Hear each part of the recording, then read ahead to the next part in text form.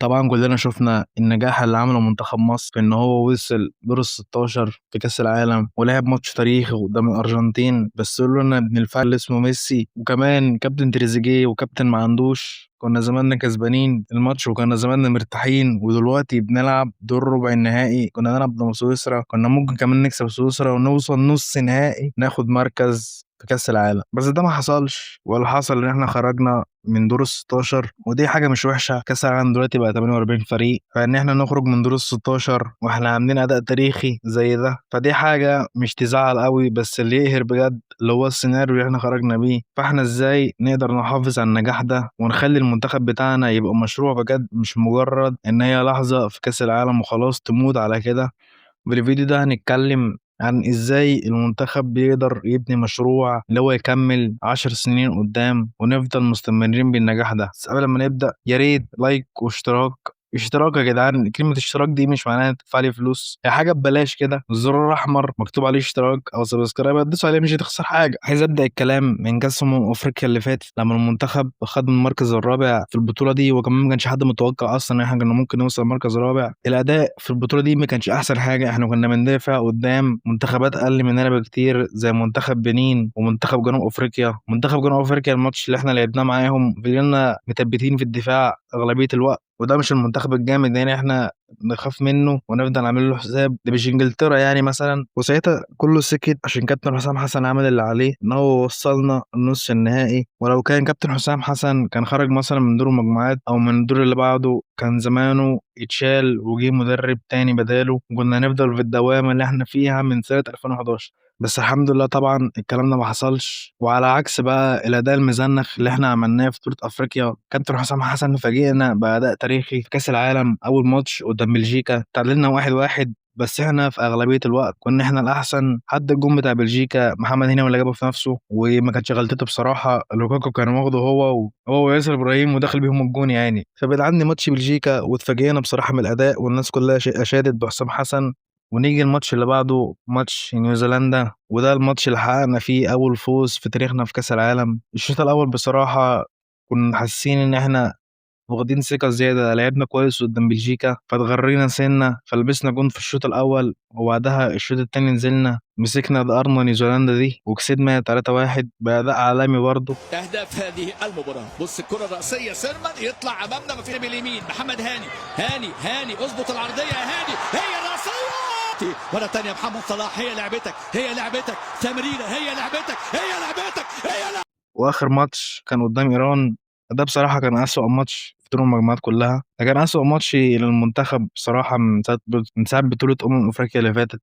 بس الحمد لله بتعدي ونتعادل مع إيران 1-1 وبنصعد كاتلنا المجموعة، والحمد لله إحنا ما صعدناش الأول عشان ما نقابلش السنغال. لعبنا ضد أستراليا عملنا ماتش حلو برضه، وكابتن حسام حسن بقى يحط خطة لكل ماتش على حسب الفريق اللي هيلعبه. والحلو في كابتن حسام حسن إن هو بيتطور ماتش بعد ماتش ويوم عن يوم بيتطور في التكتيك اللي هو بيحطه، في طريقة اللعب بتاعته، في شخصيته كمان. بس الحاجة الوحيدة اللي كانت وحشة في دور المجموعات إن هو هيثم حسن ما لعبش في ولا ماتش منهم. وطبعا احنا كلنا سمعنا ان كابتن حسام بيقول ان كان في مشكله في الورق، ودي غلط. ما كانش في مشكله في الورق ولا حاجه. كان في ماتش ايران تقريبا كان هيثم حسن هينزل، بس كابتن حسام رجع عن التغيير وقام جاي منزل زيزو مكانه، فبنوصل لدور ال 32 وبنلعب قدام استراليا. لعبنا برضه شوط اول كان وحش قدام استراليا، بس احنا كنا جايبين جون في اول ربع ساعه والماتش ما تعادلش، يعني الكفه ما بقتش لينا في الماتش الا بعد ما هيثم حسن نزل هناك ما تشوف الا النور. اقسم بالله الكوره في رجله يا جدعان متعه، والله العظيم متعه للعين. بنقدر نعدي من استراليا 1-1 وبنكسب بضربات الجزاء 4-2 وبنصعد لدور ال 16 عشان نقابل الارجنتين. يا دين على الماتش ده وقت تسجيل الفيديو عدى عليه تقريبا يجي 3 ايام. اقسم بالله العظيم ثلاثه انا قادر انسى الماتش ده واللي حصل في الماتش ده. يا جدعان ده كابوس، والله العظيم كان حلم وفوقنا على كابوس. سيبك من التحكيم واللي حصل، السيناريو نفسه يقهر يخليك تبطل تشجع كوره. اقسم بالله فكر ان انت تكون متقدم لحد الدقيقه 79 انت كسبان 2-0 وفجاه في 10 دقايق ولا في 15 دقيقه يجي فيك 3 اجوان وتخسر الماتش. وطبعا انا بوجه نداء لكابتن محمود حسن تريزيجيه ارتو، يا ريت والنبي اعتزل في كلمه مجدك دلوقتي، اعتزل وريح عينينا ان هي تشوفك تاني في ارض الملعب.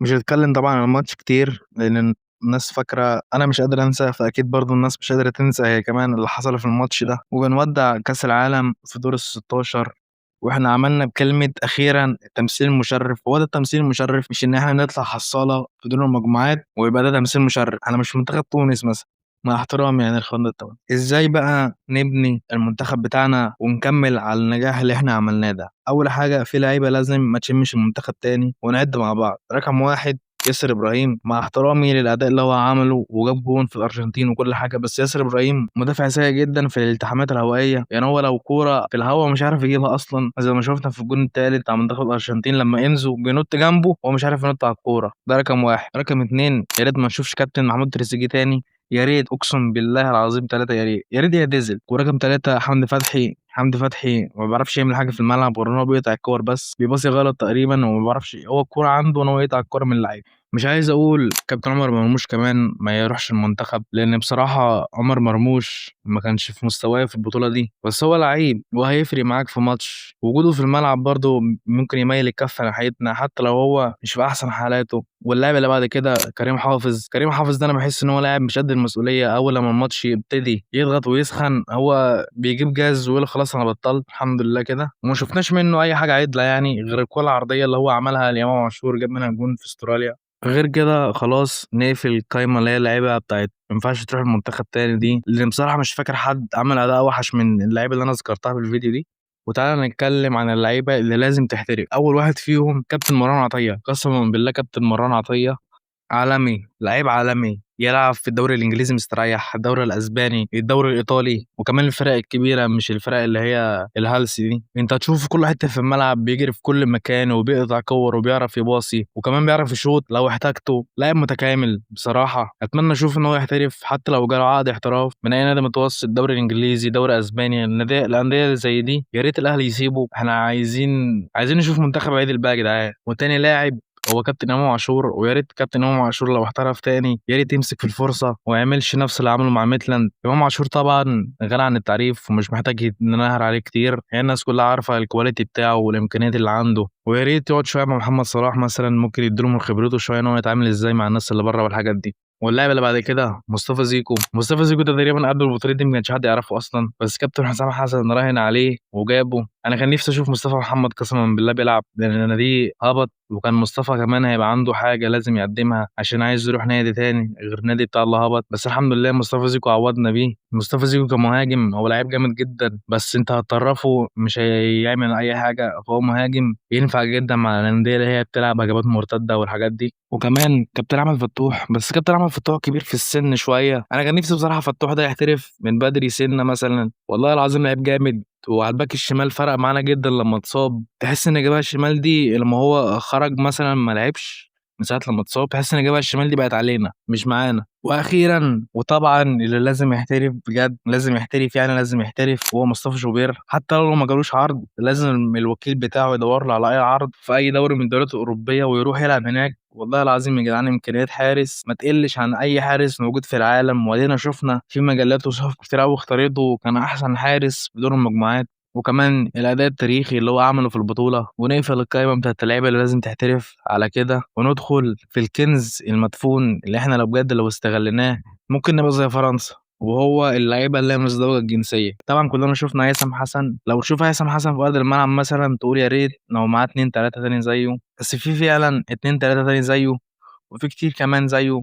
اللي هو اللعيبة المصرية اللي هي عندها جنسيتين، يعني مثلًا من أب مصري وأم من جنسية تانية. أول لاعب معانا وهو كاميرون إسماعيل، ده ليه أصول مصرية وبيلعب في نادي أرسنال للشباب. وكمان في كريم أحمد بيلعب برضه في ليفربول للشباب. وفي لاعب اسمه سليم طالب بيلعب في نادي برلين في ألمانيا. ولاعب اسمه تيبو جابرييل بيلعب في نادي ماينز برضه في ألمانيا. وكمان في مدافع اللي هو بيلعب في الدوري البرتغالي مش فاكر اسمه، بس اللي هو كان بيلعب مع منتخب الشباب مع عمر خضر وشوية الناس دي. برضه عمر خضر بيلعب في ناشئين أستون فيلا، إن شاء الله لما يتصعد يكون له دور مع اللعيبة دي. وكمان اللاعب اللي أنا بقول عليه ده أنا مش فاكر اسمه والله. وبس بكده يكون بنينا مشروع لمنتخب مصر يكمل لحد 10 سنين قدام مستريح جدًا. وإن شاء الله الكلام ده هيحصل وبجد المصريين الفقراء في مصر لازم يتحركوا. بس كده ما تنساش اللايك والاشتراك برضه، الاشتراك ببلاش والله بافكّرك تاني والاشتراك ببلاش. ولو أنت بتتفرج لحد هنا يبقى تقريبا يبقى عاجبك الفيديو وأنت مستمتع بيه، يبقى ما تبخلش علينا بالاشتراك واللايك.